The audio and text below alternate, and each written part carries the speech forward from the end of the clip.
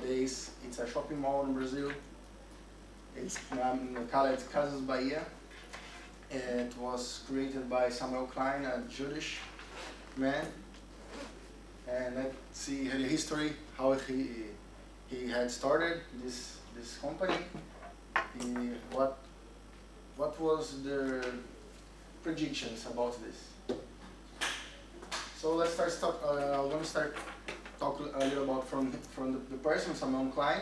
Was the first guy that created this store, shopping mall. Was born in Poland in 1923, in the middle of the Second War, World War II. He's the third of 9 children, and 19 years old, because the war, the second, he was taken into Majdanek concentration camp with his father. His mother, unfortunately, and his 5 brothers goes to extermination camp on Treblinka, and they killed them. He escaped to the soldiers, escaping from the field. He asked for a soldier to make a pee on the field, and he could escape from the concentration camp. And in his words, he didn't know where he was going, but he was certain to get from a group. So he spent too much nights in the field and could escape. He goes to United States, to Germany, to trying to escape from the Nazi. So about most people in Brazil, he came from the war, and he came to Brazil because Brazil was the place where there's no one looking for, there is no war. So we in Brazil have too much immigrants from they're trying to run out from the war. My parents, for example, was like this, running out from the Second War, and arrived to Brazil and create a family in her own life. When he arrived in Brazil, that in 1952, he goes to São Paulo, São Caetano more specifically, is a country city, is a countryside from São Paulo, is a site so near from São Paulo capital. And the customers that he targeted was the people from northwest from Brazil. That was in the 50s. There's too much migration in Brazil, from northwest to southeast. Northwest as well is a so poor part from Brazil. It's like a desert. There's a big hole in the desert, and the people in that epoch, 50 and 60, had no money, no food, even food to and land to plant. And in 50s and 60s, in the last decade, there is a huge migration from northwest to southeast. And some of Klein saw that this kind of people, don't have money, couldn't pay for any product, but they don't have any stuff to live. They don't have a mattress, they don't have a handbag with 2 clothes, with little clothes and a little money. So what he did? The customers don't have money enough to pay product. These northwest migrants from the other side for the country. So someone asked him, okay, no problem, you don't have money, how much money do you have in your pocket to give them to me now for this product? You need to live, you need blankets, you need mattress, you can live, sleep on the floor. And they did, he accepted the value that the guy, or the migrant, have in this pocket, and every month he turned to the house from the customers to receive another installments until reach a full price. If you don't have money now, how much money you have? I wanted to see this blanket to order for $10. If you just have $1, I accept the $1. In another month, every month in that same day, I come back here and take another $1 until you complete $10. That's one way that he sought to sell products from the poor people. So he trusted that people will gonna pay in the future for him. It's a lot about immigration. Immigration, it was a scenario. Bahia is the biggest state on northeast from Brazil, and 50s and 60s, there's a huge migration from São Paulo, because São Paulo is a financial capital from Brazil, Bahia to São Paulo.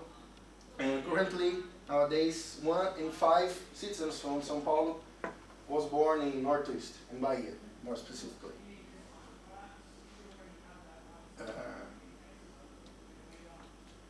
So, what I call a business based on trust, because Samuel trusted in people, selling products to them to hopefully be paid in the future. They don't have money. He knew that his customers didn't have any money, but anyway, he trusted and that people gonna pay his own the future. The values, the installments, he regulates in terms of payment considering the purchasing power for customer. If they couldn't prove, even if they couldn't prove their income, the people came to São Paulo looking for a job. They don't have a job, they don't have money, they don't have any way to get money. But anyway, Samuel Klein trusting that people could get a job in the future, sold these products like blankets, mattress, and going to using a boogie. Boogie is a little box that you carry on for yourself and knock every door to offering their products for these people. And after 5 years doing this, selling as a buggy, these products using the buggy and going to door, he could get money enough to buy his first house. It's not shopping. That's called Casas Bahia. It was one house, one shop, a little shop, like this size of this classroom, and he started to sell his products in this house. And the name obviously was an homage from Bahia, because the most customers came from Northeast in that migration that had happened in Brazil in the 50s. So in the 70s, after almost 10 years of selling products in that way, the most part of sales was done in installments. Most part of sales of products were done in installments and for payments just in the future, like I told before. If you can pick up this product, paying just one part, and 10% that this real value.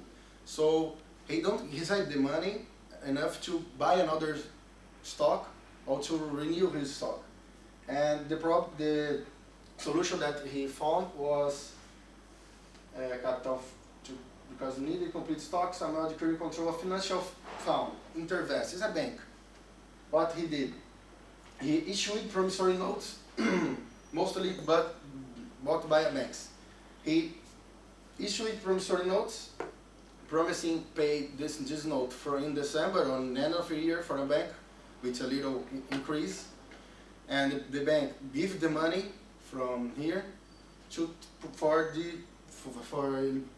he'll be able to finance this product, because if it was in that way, he will never receive the money from the product. Therefore, he find 2 ways to get money: acquire operating income from the sale of goods. He bought this order as well for 50 cents, sell for $1, and obtain the financial gain with the credit transaction, because he emits this promissory note, like $10, promised the bank to pay in the end of the year $15, and this increase at $5 he put in the total price from product, and he could support this kind of this model style of the selling too much in future in too much installments, like 12 and 2 years. This philosophy is a little different from the philosophy nowadays. The first of all is no outsourcing. He's against outsourcing. He thinks the outsourcing is the same thing that if you divide the profit to another company, and it's not good. When you're outsourcing some part of your line production of your business is in his concept is the same thing that you pick up the profit that will be won with this business and give for another company. Even the IT and call center are not outsourcing. Everything that he needs to put his business on is not outsourcing. He's doing inside. He sells furnitures as well in this sales, and he don't buy furnitures from other companies. He produces his own furnitures. He created a company called Bartira that produces these furnitures for himself. For distribution, he don't use any other company to distribute the products. They own all the trucks and use these trucks to distribute the production. 2004, in 2009, he had more than 2,000 trucks for his own in her name. And the distribution center is the second largest in the world. 300,000 square meters built area. The first is Coca-Cola in Atlanta. The second largest in the world is from Casas Bahia in Brazil, in São Paulo. She is centralizing, no partner or associate. Who has partner got a boss. He was against partner or associate with any people because he thought that if you have an associate or a partner, you are buying a boss. He is not good for the business. Most famous slogans in Brazil was very famous. How much do you want to pay? Because he would like to offer products for you, seeing what your conditions are, purchasing power, how much money you have in your pocket, I accept this money, and if you would like to pay me in a future term in 2 months installments as you can, I give the products for you anyway. Another numbers, nowadays it's numbers from 2009 because after 2010 there is a fusion with another empress and the company is much bigger today, but it's a lot of too long history to tell. 60,000 employees, 565 stores in Brazil, 22,000 advertisements in newspapers, news and televisions for a year, 2 films products for a year, 1 million of radio inserts for a year. 26 million of customers registered that continues buying in these stores. He won the awards Michigan Business Schools from Best Marketing Low-Income Market. And billing is how much all the sales together in 2009 was about $6 billion Australian dollars. Net profit was $120 million in 2009. So that's Samuel says that becoming rich believe in poor people. That's the presentation of the study.